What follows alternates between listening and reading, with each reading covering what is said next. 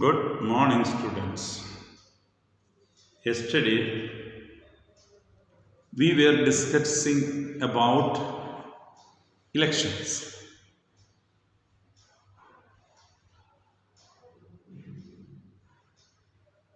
Still, we should discuss more to know about elections in India.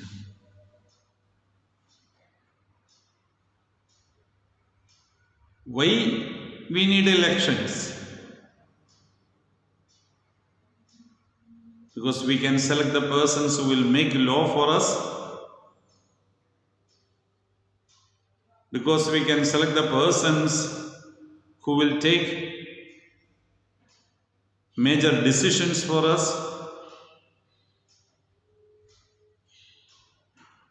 because we can select the political party whose policies will guide the government and law making of the country,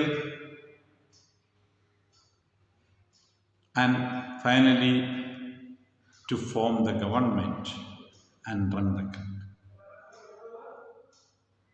So this election process should be democratic. We have discussed what is democracy in the first chapter of civics. In simple terms, we are ready to accept the goodness in other person, the greatness of the other person, accept the good points of other person. But there is a chance for everybody or human beings to go wrong. So there should be an authority or a person to be impartial,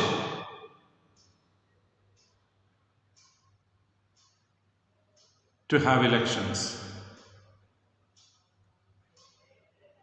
That impartial body or organization, we call it election commission.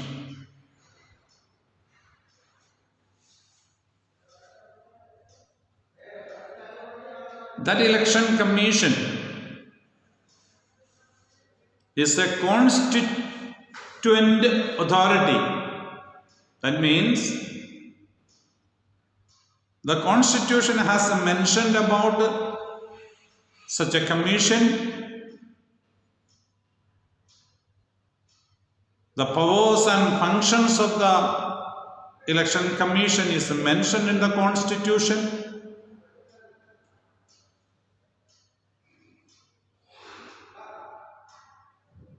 The power of the election commission also is mentioned in the Constitution. So it is an important thing.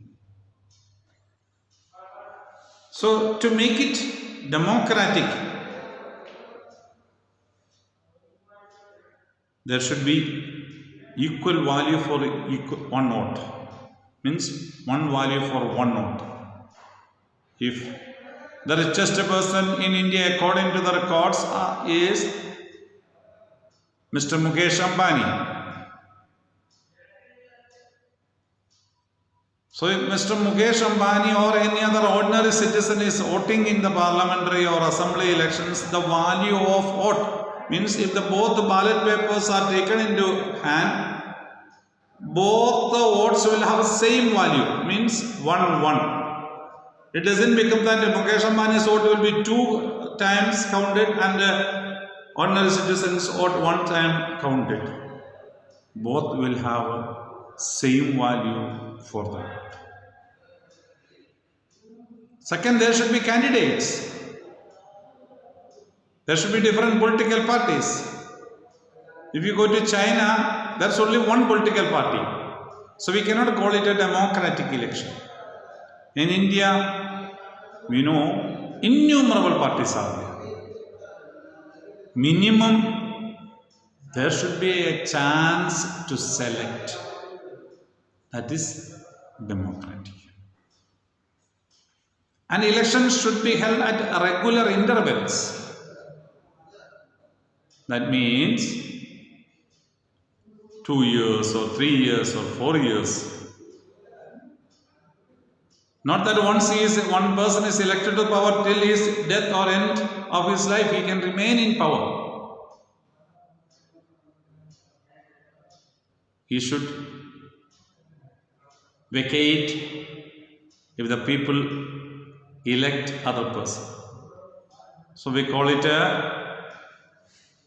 at regular intervals. In India it is 5 years. Normal elections. Except the Rajya Sabha members.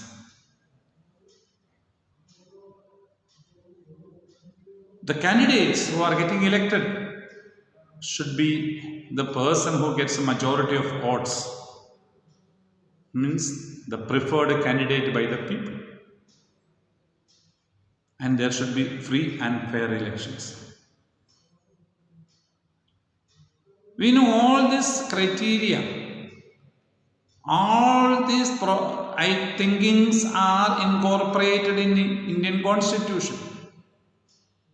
Still, sometimes the citizens feel they are not democratic, or Indian election is not democratic. The candidate or the person whom we are interested or we think would come to power would not come up or come to power. So we are thinking some days whether this political competition is needed or not.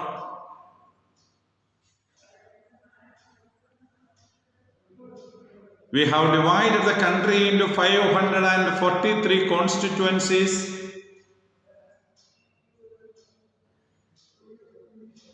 And elections are taking place through secret ballot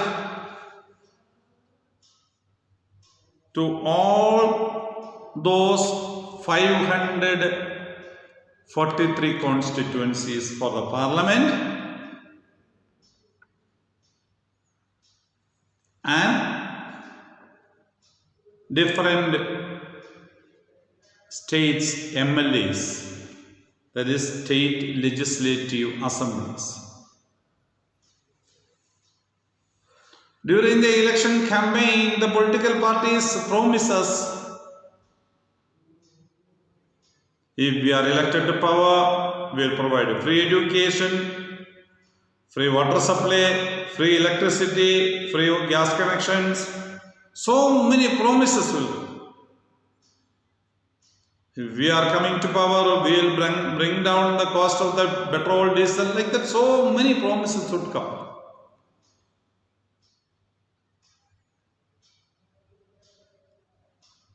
After hearing of all those promises,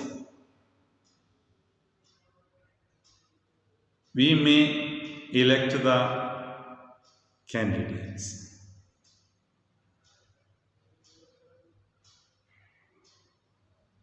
And during the election campaign,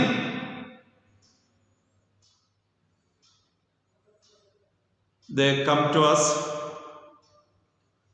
and promise we give them votes. After vote, we may be feeling unhappy. As I told you already, India is divided into 543 constituencies for the parliament.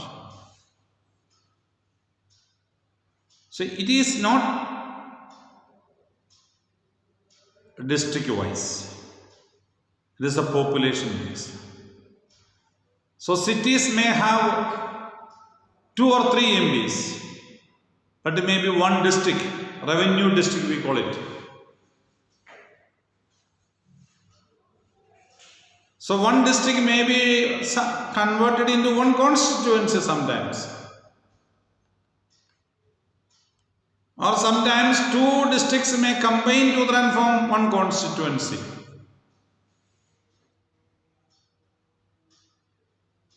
So average population to 7 lakhs to 10 lakhs, we can say, will form a constituency. And there are some reserved constituencies. 15% seats are reserved for scheduled caste people in the government services as well as in the parliamentary constituencies also.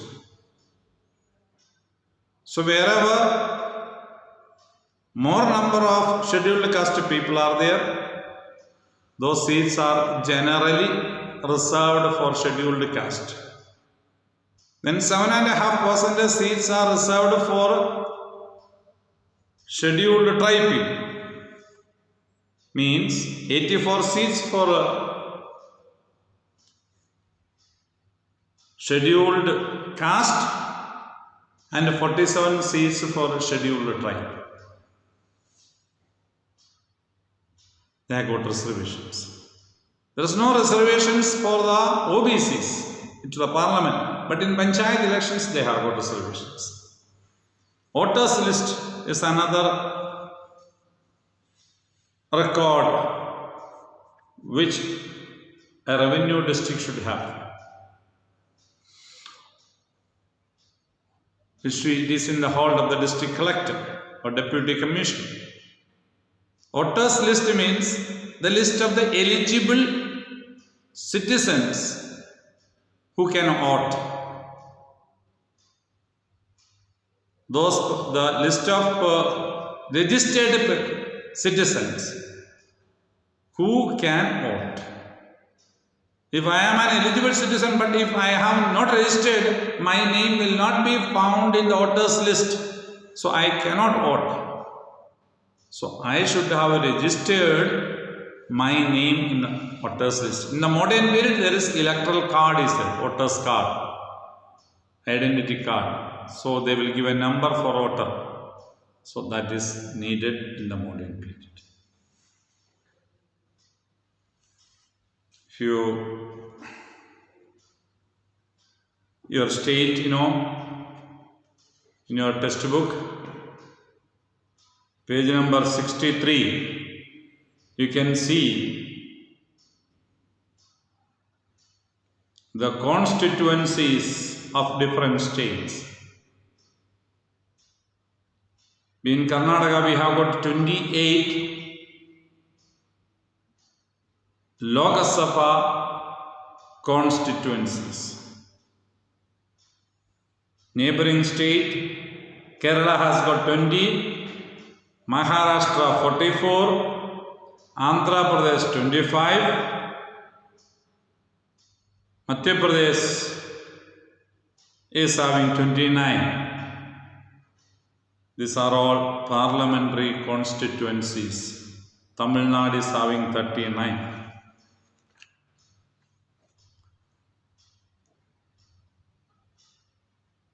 Thus, elections are conducted by Election Commission of India after a gap of every 5 years. So next election, if it goes normally, if the parliament is not dissolved before, election should take place in 1924.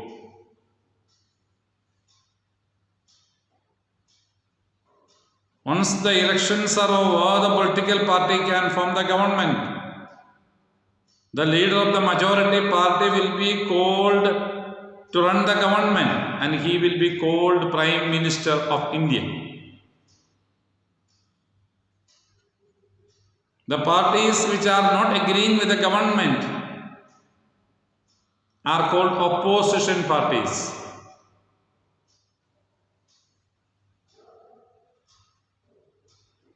They oppose the government.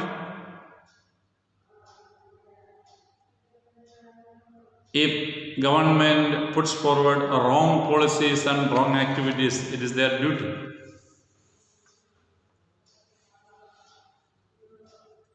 And if they don't do, they are doing the wrong. So it is their duty and responsibility to work for people and bring out if any wrong actions are there from the part of the government.